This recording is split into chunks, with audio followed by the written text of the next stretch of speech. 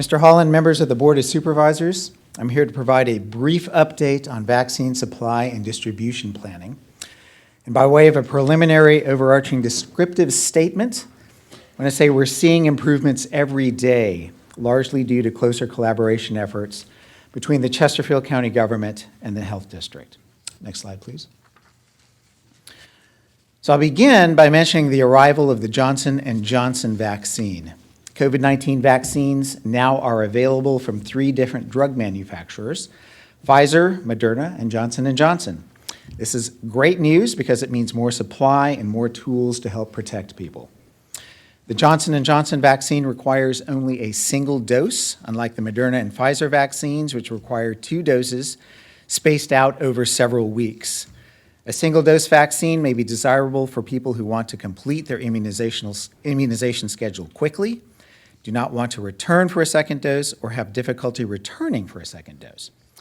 The Johnson & Johnson vaccine has been proven to be highly effective at preventing severe disease, including hospitalizations and death, and is authorized for use in people 18 years old or older.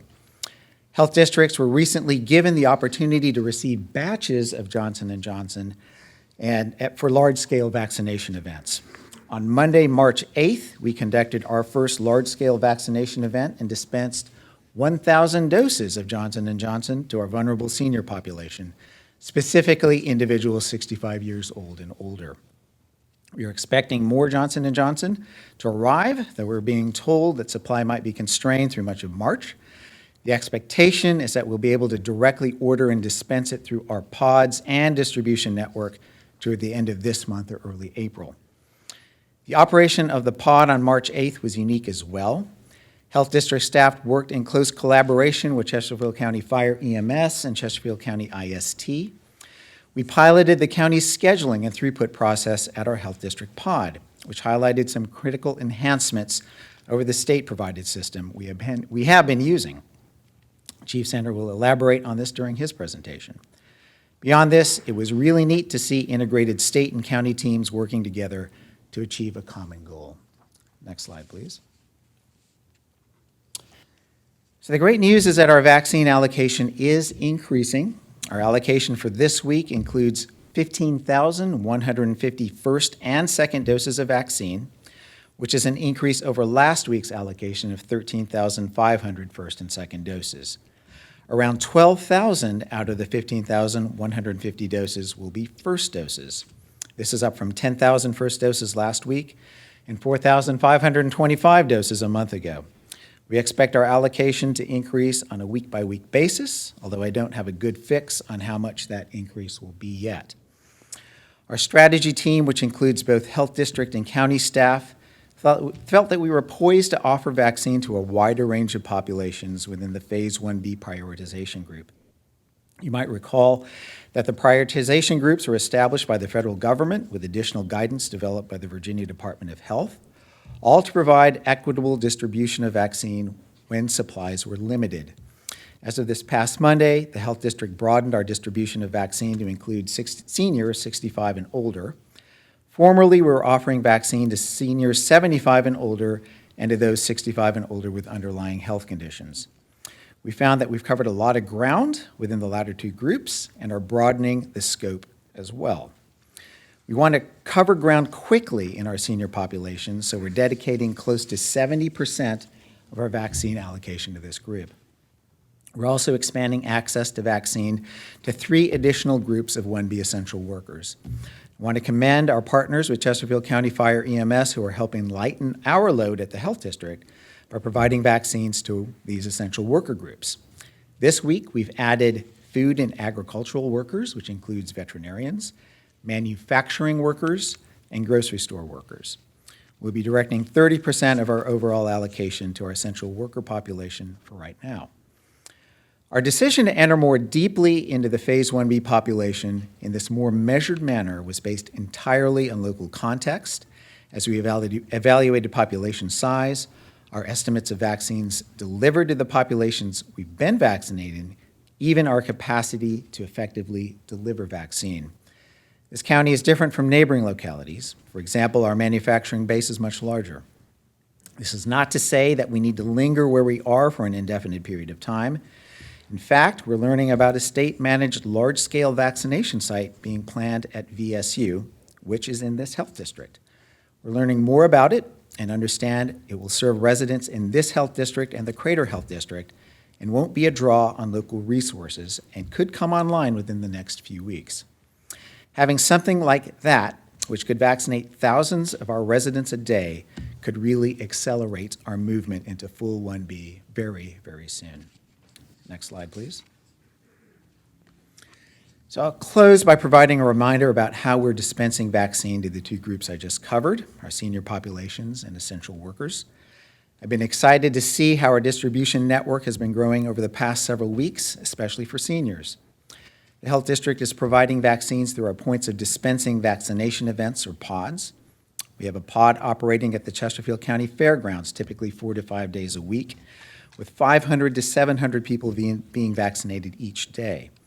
We're also operating a weekly pod at Ettrick at the Virginia Baptist Children's Home in partnership with a consortium of churches, where we're providing vaccine to eligible African American seniors. We're also reaching seniors by distributing vaccine through various partner networks. The first includes partnerships we've established through primary care providers and retail pharmacies in this health district who are willing to accept vaccine and reach out to seniors and set up appointments and vaccinate on our behalf. The federal government is also supplying vaccine to various entities in order to vaccinate seniors. I know you're aware of the CVS Walgreens effort to vaccinate individuals in long-term care facilities. That effort is wrapping up. VDH has created mechanisms to provide vaccines to new nursing home admissions through arrangements with local pharmacies.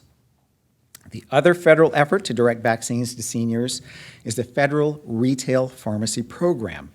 In Chesterfield County, that includes some CVS locations and a Walmart point of dispensing site.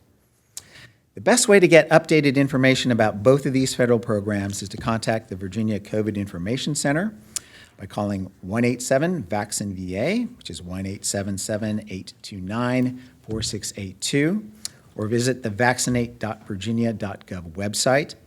Vaccinefinder.org is another good web-based resource for these federal resources.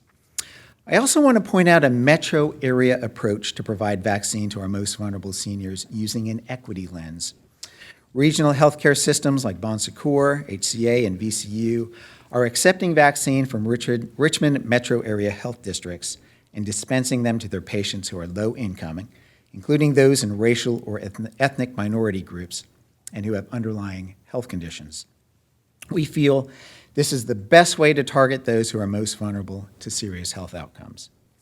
Finally, many of our essential worker populations in Chesterfield County are being vaccinated by Chesterfield County Fire EMS. This has proven to be an invaluable partnership. I'm happy to take any questions. Thank you for your time. Any questions, board members? Dr. Samuel, would first say thank you for everything you're doing and coordinating all of this. Everybody's certainly indebted to you and your team for all their effort and coordination with Chesterfield County. Second, I'd ask, is there anything that you are not receiving from Chesterfield County in the way of cooperation in terms of being able to do what you do here? Absolutely not. Absolutely not. It's been 100% grade A from the support in every single aspect of this endeavor to just the quality and professionalism of the staff we're interacting with on pretty much a daily basis. Thank you. Third, I am aware that there are a group of folks that I think maybe just weren't included in 1B when perhaps some of the planning and discussions were taking place down at the state, and that is some of our attorney population that routinely goes into our local jails, our guardians ad litem who go into homes. I'm aware that our judicial members, I think have been offered the vaccine, our Commonwealth Attorney's Office, and then, of course, we also have the defense bar on the other side. And so some of these folks are going into, congregate settings where COVID-19 could be present and perhaps is more likely to be present in some cases. And want to just ask that if there's a way to work in, let's say, the court-appointed list here in Chesterfield, our list of guardian ad litem that I know is kept by our local judicial body here, that we find a way to do that, because it's very important that there's recognition of both sides, all sides of the judicial community, if you will. And I certainly may not be able to get everybody, but I think if you got those lists, those court-appointed lists, and those GAL lists, you know, we'd be able to make a sizable dent in folks who are being probably fairly routinely exposed to the virus. So I would just make that ask. Right. Certainly understand, Mr. Winslow, and I understand that judicial workers are right now ranked a bit lower in the 1B category than those that I've expressed that we're covering. Certainly willing to kind of consider special circumstances, which might not have been sort of thought out, you know, prior to the establishment of these lists. Thank you. Mr. Ingram? I could just, Mr. Chairman, if I could just comment on that. I do believe the Richmond-Henrico District incorporated that list through some availability they had, and I have to believe that most of the folks that wanted to jumped in on that opportunity just this past week with the Johnson & Johnson distribution. And most of that list is probably collaboratively shared. I mean, meaning most folks, if they're appearing in one jurisdiction, that opportunity was shared pretty far and wide, at least through the lists that I saw. So, you know, Mr. Winslow, if you know some others, maybe we can coordinate and communicate on that piece as well. Mr. Ingram? A similar question I've asked in the past. I know we had about 60,000 citizens initially sign up, and I'm sure we've had more since then. Where are we at as far as vaccinating that first 60,000, and where do we think we are into finishing up the 1B category to the best of your, I know you can't tell me exactly, but best prediction you have? Yeah, I mean, I think what the data is showing is that we're moving well into the 1B categories that we've currently outlined. So, you know, roughly, the best data I have from the state side is between 40 to almost 50% of our 65 plus, and hence we're being a little bit more aggressive. The issue with regard to being able to sync that up with the state pre-registration list is data from that pre-registration list isn't always, I would say, the freshest available. So it's a little bit hard to kind of gauge where we are in real time, I would say. I think there are improvements that are expected very soon, such that we can. So to kind of pinpoint where we are with respect to the broader population that have already signed up, I simply can't offer that kind of information readily right now because I don't know it. Well, you think we're still weeks, if not months, or do you think that we're getting closer? I think we're getting much closer to moving certainly much more fully into 1B. You know, I mentioned that site at VSU. There's still a lot, I think, that needs to be ironed out before that comes online, but if and when it does, that's going to be a game changer, potentially thousands of folks per day. I am still hearing daily from seniors that are frustrated that haven't heard anything yet. But for the first time this week, I started getting calls saying, hey, I'm actually seeing more positive than negative news this week. And more of my friends are now set up to be vaccinated. So I do think we've started to hit a point where people are starting to feel momentum, but there is still a great frustration out there for people that can't get an answer when they might possibly get it called. So. Yep, certainly understand that. Mr. Chair, I just want to share with you that I have had many members from my community come forward saying that they were very pleased with the way the process went when they came through to get their shots. So yes, I have had some constituents who have expressed the frustration of being on one list and then not being on that list and then signing up for the other list and then not getting their phone call or get scheduled yet. But I've also had a lot of people call me up and say, just want to let you know that I was able to go down and get my shot and it was really great. So I think that's good input for you as well. Appreciate that. Chief, you had one more comment or question? Dr. Sammons, one more last question on the Virginia State University pod when that opens up. Will we also be, I know that in the last time we did it there, we were able to incorporate, I think, 50 people from our health district into that.